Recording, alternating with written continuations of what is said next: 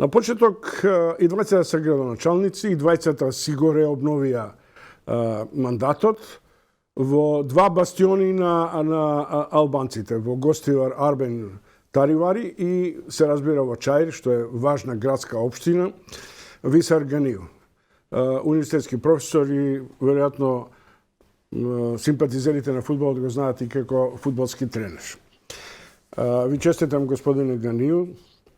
Нема да ви биде лесно вториот мандат, затоа што ќе треба сега да докажете колку сте реализирали и колку ќе реализирате. Но, тоа е ваш проблем. Мојот проблем е да ве прашам, како влијателен член на ДУИ, дали оставката на Заев не внесува во реална политичка криза и на каков начин мислите дека може да се премости со евентуално ново парламентарно мнозинство, со нов премиер и така натаму? Ја први би сакал да ги поздравам сите ваши гледачи, да ви се заблагодарам на честиткиве. Навистина, одма ме ставивте на висока политика и иначе секогаш сум обеќавал пред граѓаниве дека Висар Ганију ќе се занимава повеќе со локална политика или локална власт, бидејќи не сакав да трошам енергија многу околу... Добро, доживете го тоа како шут од корнер и како ќе реагира еден центарфор како што сте вие. Да. Океј, сега стварно не го очекувавме тоа. Сега навистина ја имам голема почит према премиерот, бидејќи во неколку наврати сме имали и интензивни разговори и состаноци, бидејќи сум и уште актуелен, значи подпредседател на ЗЕЛС и навистина со владава сме имале одлична корелација. Навистина мислам дека е забрзана, бидејќи со овие локални избори, не парламентарни, и тука секој одговараме за наши општини или секој кандидат одговара за неговата општина што работил. Стварно господинот Заев ова го прими као и личен пораз, бидејќи многу општини се изгубени од страна на Социјалдемократскиот сојуз, но пак ви велам, пред година и нешто ние имавме парламентарни изборни, мнозинството се консолидираше, така што имат, што се викаат, власт потполна, што можат, значи, овие проекти и тие пред граѓаните што обеќаат да ги реализираат до крај. Мислам дека има простор тоа да се коригира, но пак велам дека тоа ќе биде одлука на премиерот и на органиве, значи на нивнава партија, како ќе одлучуваат. Гледам последниве денови, иако што ние малце бевме, што се вика, уште после избориве во една ситуација каде што навистина значи не ми текнува македонски зборот, што славевме. И така што доста се славите. Сега уште малце само ќе ве задржам. Тоа може да биде на оден начин пример, предупредување, но истовремено и паралела. Да не ги спомнувам големите држави каде што централната власт функционира во услови на изгубени локални избори, Заев се решил, тоа е негов веќе проблем. Меѓутоа е факт дека во нашето обкружување Курти, кој така доминантно во Косово ги освои изборите, на локалните избори не освои ни една општина. Една, мислам дека едва и дали ќе освои. Да. Тоа значи дека и при тоа не се гледа дека Курти има абер од поднесување на оставка. Такви примери имавме и во регионот, но и во многу поразвиените земји демократски, што значи спаѓаат веќе и во делот на Европска унија. Навистина, еве, примерот е многу објективен.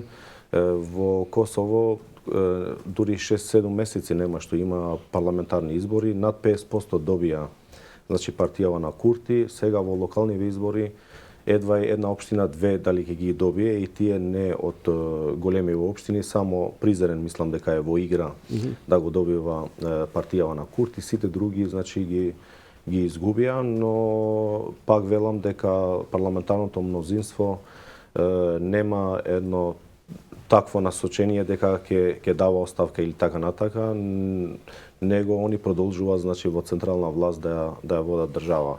Мислам дека тоа сакав да го компарирав пред тоа, но и во последно време гледав дека има многу лидерски средби, многу и ги слушавме сите изјави, но пак велам дека навистина треба според мене да продолжува премиерот, но тоа ќе биде одлука негова и на органиве на партијава внатре што ќе одлучуваат, но навистина во овој момент не му треба на државата некоја дополнителна криза, бидејќи ја не мислам дека има криза, ние завршивме едни локални избори, освен во Дебар мислам што треба да се гласа да се прегласува. Прегласува таму, мислам имавме локални избори кај што беа мирни, демократски и народот го кажуваше. Добро, господине Ганију, се враќаме на Чаир. Да. Најмалата општина во Македонија, најгусто населена, најмала по површина, најгусто населена, мислам дури на Балканот, ако не и во Европа. Да. Чаир како ќе ја реализира идејата на така наречената зелена агенда? Во услови во кои секоја промисла за вас градоначалниците дека сите одите кон бетонизација, нема зелени површини. Што ќе направите вие? Еколошките стандарди да ги внесете, зеленилото да го сочувате, да направите еден хуман пристап на одржување на Чаир како мобилна и атрактивна општина, особено заради старата Скопска чаршија. Знаете дека Чаир е 3,5 километри квадратни, над 65.000, сега новиот попис точно ќе ни покажува колку. Значи, сме најгуста населена општина во Европа, тоа е официјално.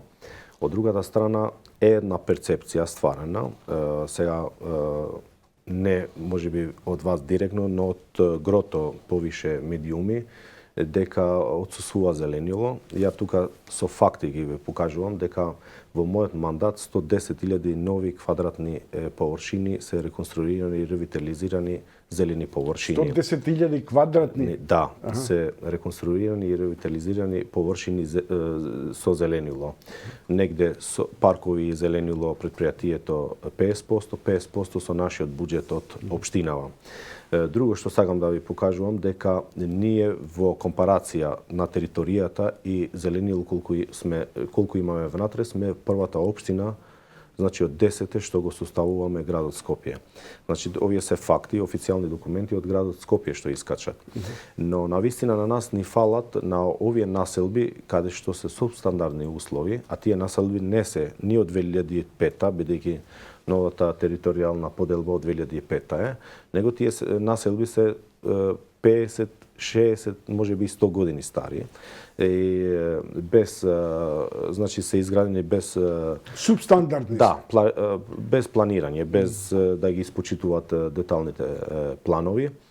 Навистина тие субстандардни населби ние имаме проекти сега каде првин би сакале со инфраструктура подземна да интервенираме, да го решаваме тој проблем.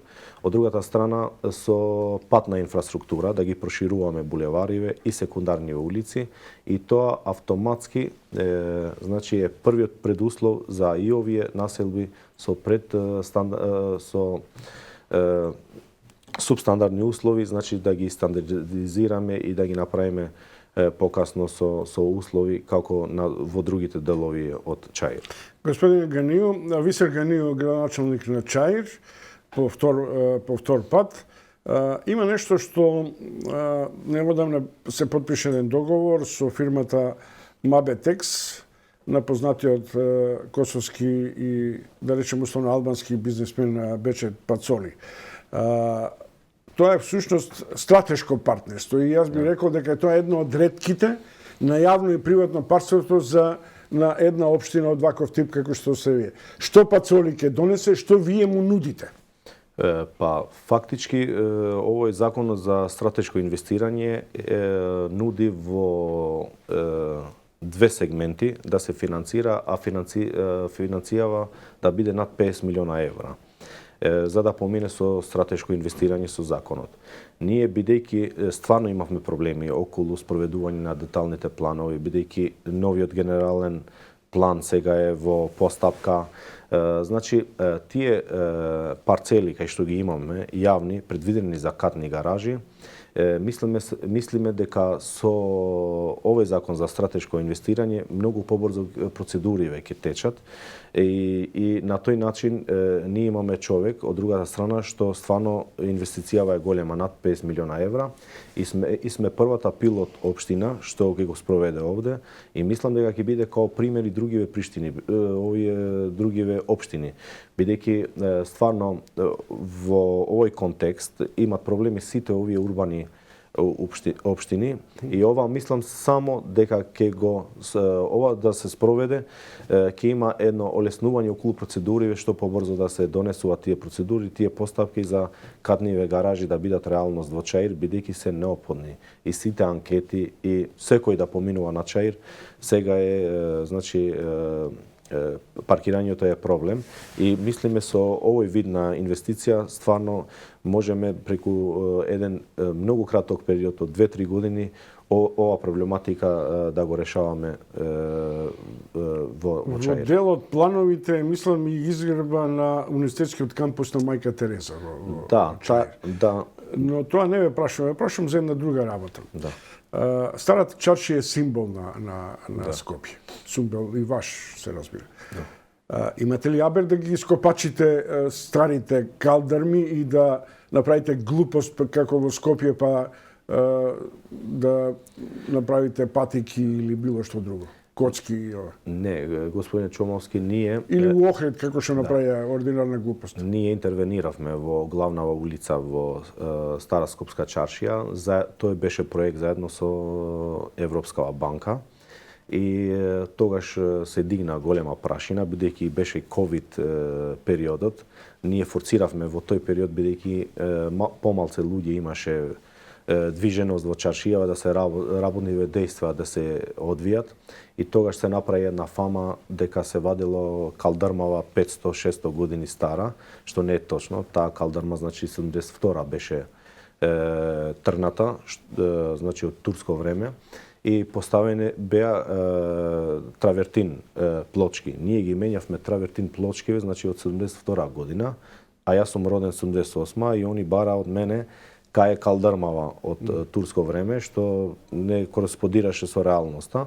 На вистина ја мислам дека таму направивме една добра инвестиција, над $850,000 кошташе проектот, грант од Европскава банка, со 15% учествуваше До тука ќе застанете? Не. Само сакам да го објаснам и ова, бидејќи стара калдарма во ниедна улица нема во Старата Скопска чаршија. Све е изменето, све е травертин каменот и така што ние што сакаме да инвестираме во Стара Скопска чаршија и иако што не е под наша ингеренција директно. Значи тоа е под транспорт и врски, но сакаме да инвестираме преку проекти, значи и другиве улици да ги реконструираме, со тоа целава што се вика воздушна инсталација да се постави подземно, да се реконструира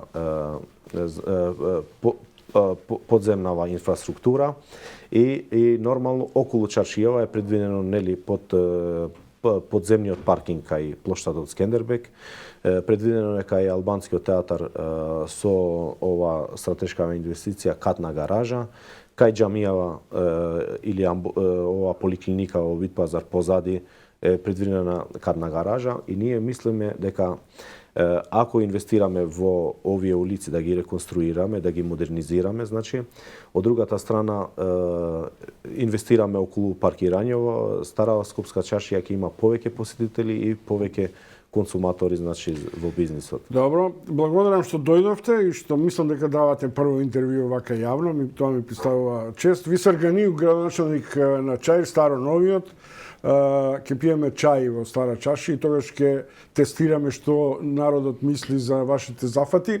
Ви благодарам уште еднаш.